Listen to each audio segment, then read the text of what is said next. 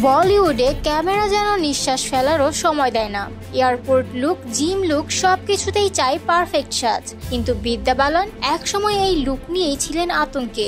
এয়ারপোর্টে বেরোনোর আগে ঠাকুরের কাছে প্রার্থনা করতেন, ভগবান দয়া করে যেন কোনো ফটোগ্রাফার না আসে। তাও হয়নি শেষ রক্ষা, ক্যামেরার লেন্সে ধরা পড়েই যেতেন। তবে সময় বদলেছেন তিনিও।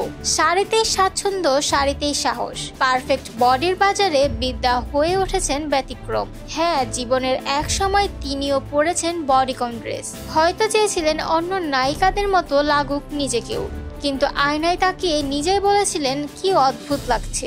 রেড কার্পেটের শাড়ি পরে হাঁটা ফ্যাশনের রুল বুকের বাইরে গিয়েও ছাপ ফেলেছেন তিনি।